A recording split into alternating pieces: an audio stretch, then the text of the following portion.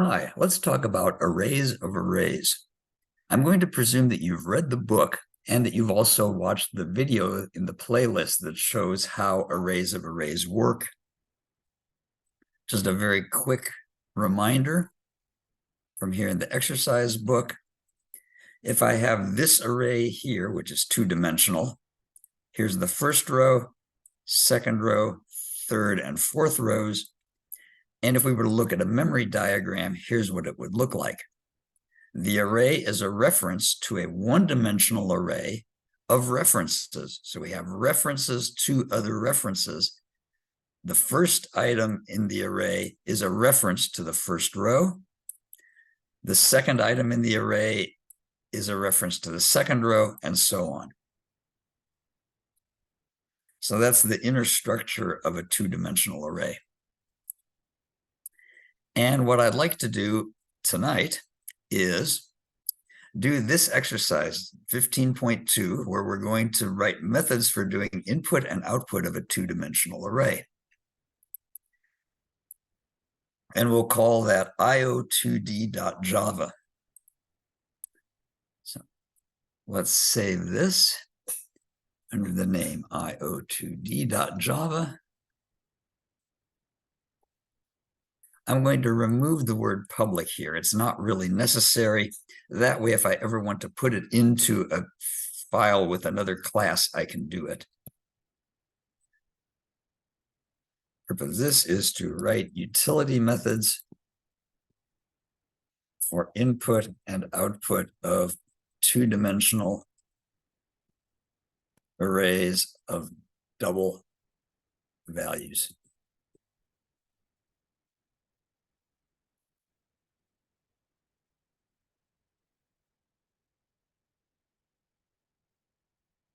Since we have an explanation of what this method for doing input should look like, let's copy and paste. And by the way, I will not have a main method in this. This is purely for utilities.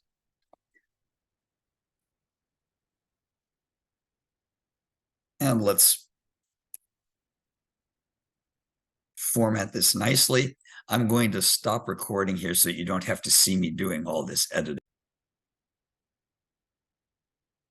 There, that looks much better. Let's write this method. And by the way, what's it going to look like when it grows up? Here's an example of what it might look like. If I make the call, enter 3 rows of data one at a time for a 3-row, 4-column array, then here's what's going to show up on the screen. The prompt shows up once, and then for each row, we ask the user to enter the appropriate number of items.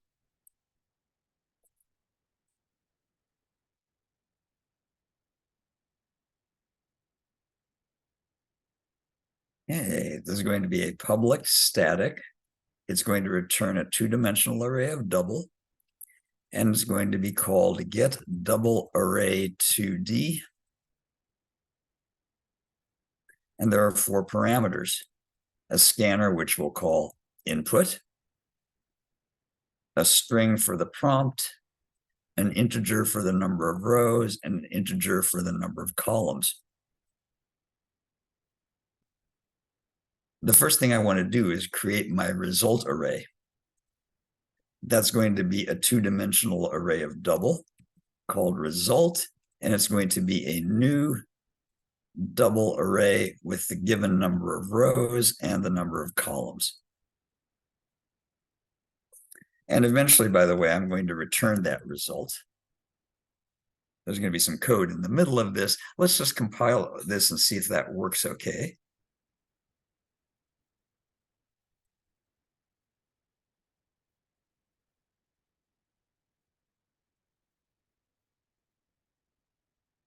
Now let's compile here again.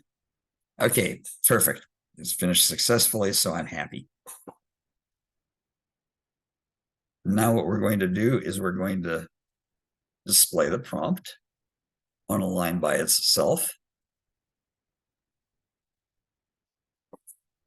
And then what we're going to do is we're going to say for int row is 0, row less than the number of rows, row plus plus. And by the way, I'm using row and column as my index names instead of I and J. Almost everybody uses I and J because it relates to how you do matrices in algebra. But this isn't algebra, and I want the names row and column to keep things straight in my head. What we're now going to say is system.out.printf, enter the number of, did I say items? Let me check here. Excellent. For row %d, and I'll fill that in with the number of columns and row +1. The reason I want row +1 is because humans don't normally start counting at 0, even though we start counting at 0.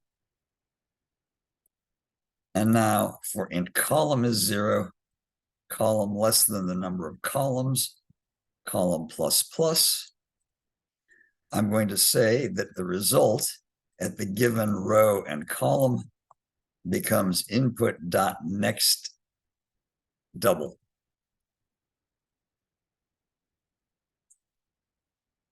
Whenever I have a two-dimensional array, I'm pretty much guaranteed that I'm going to end up with a nested loop somewhere or another. Let's compile that. And it finished successfully. Now let's test to see that this is actually working. Let's open up our template file here and save this as testio2d.java.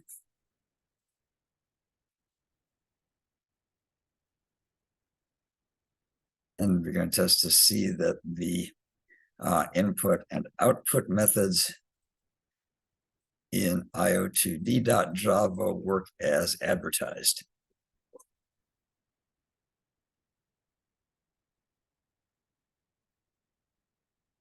So here we're going to say double data is going to be io2d dot get double array 2d. I believe that's the name I called it. Yes. Now, because this is a static method that belongs to this class, that's why I have to say the name of the class and then this. And then we're going to have a prompt. So this will be enter the, please. Oh, you know what? I'm going to have to ask how many rows and columns you want. I haven't done that yet. Let's do that in a moment. We have the data elements. Oh, we're going to have, okay, whoa, what am I doing? Deep breath.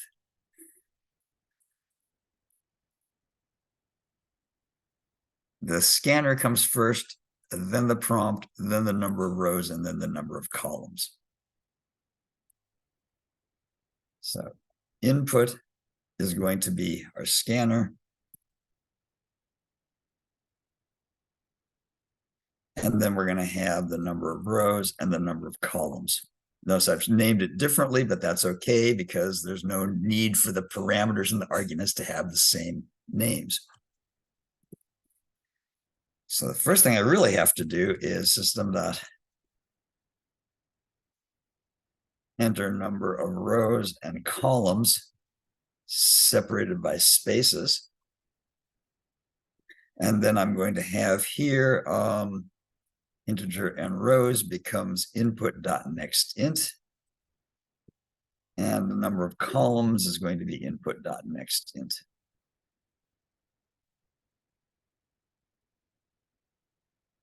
And then we're going to have to output the resulting array, which we haven't been able to do yet, but let's see if this compiles first of all.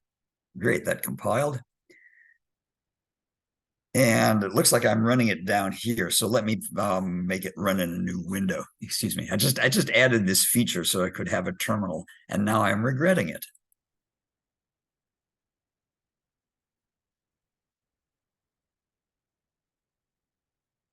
There we go. So let's say we have 2 rows and 4 columns.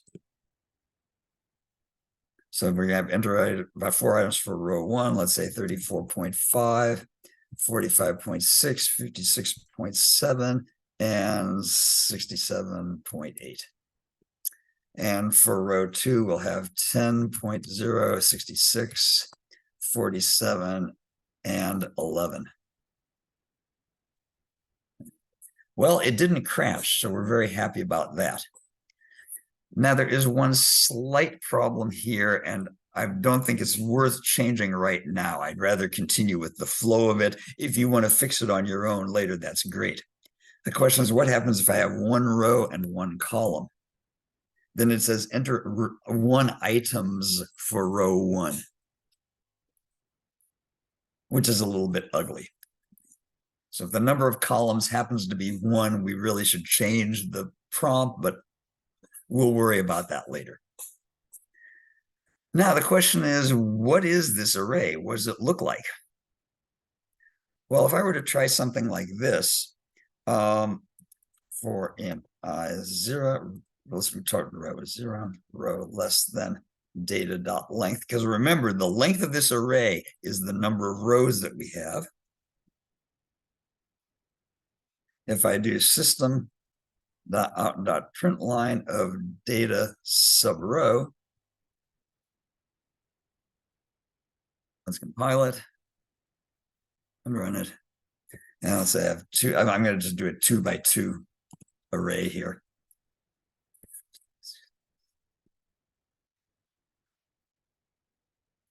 And that doesn't help us very much. Okay, we could do something sort of cheaty.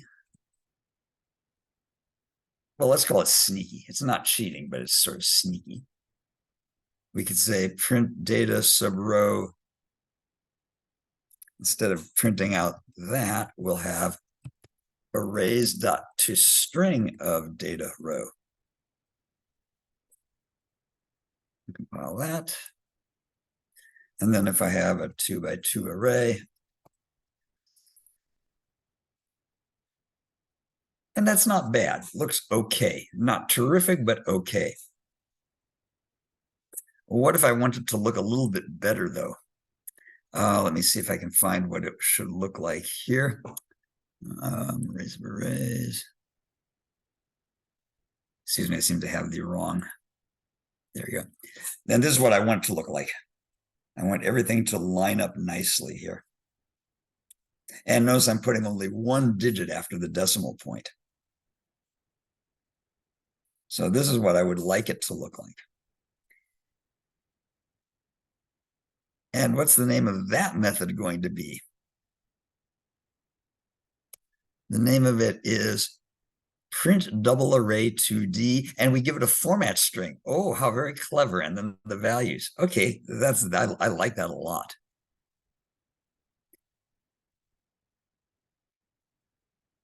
Copy this. And let's go back to our IO2D. Paste that in. And again, I'm going to pause the recording while I reformat everything here. And again, we're going to have a nested loop here. But first, we have to say public static void print double array 2D. And we're going to have a string called format string. And then the double array, which we'll call data, that we want printed.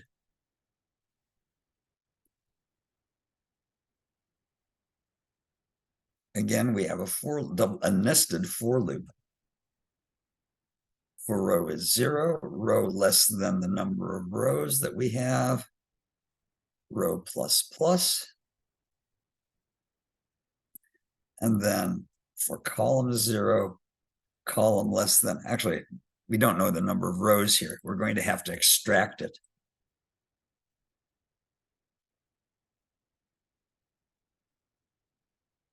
And then the number of columns in each row will be data sub row dot length.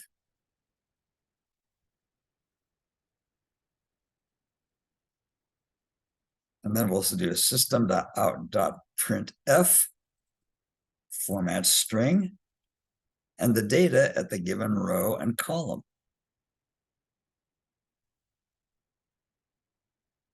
Now, the question is, do I want to put a blank after that to make sure that there are blanks in between all of the items in the output? Yes, I think I do. Okay, design decision. Okay. Question. Do I put an extra blank at the end of the format string? Or do I let the person who is calling the method decide whether they want the extra blank or not? And the answer is let the person who calls the method decide. Okay. If they print out an array and it doesn't have enough space, they can put in as much space as they want, rather than me enforcing my tastes in spacing on them. Now that I have made this executive decision, and as soon as I am done printing each row, then I go down to the next line. And I believe that should do the trick. Well, let's give it a shot here. Instead of doing this, we will now say, and again, let me go and grab this so I can see what it says.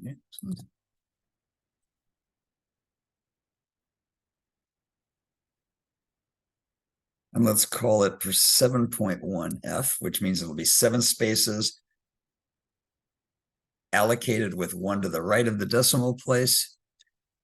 And the name of our array is data. And let's compile that. Oh my goodness. Yes, it can't find it. Why? Because print double array 2D is in this class. Since it's static, I need to put the class name there. And that's much better.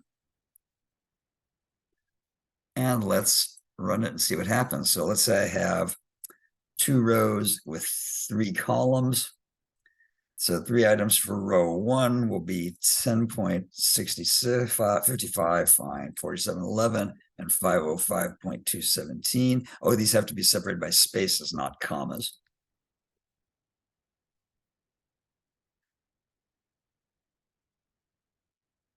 And then the 3 items for row 2 will be, let's say, 54.40, 2525, and 20.01. And voila, there it is.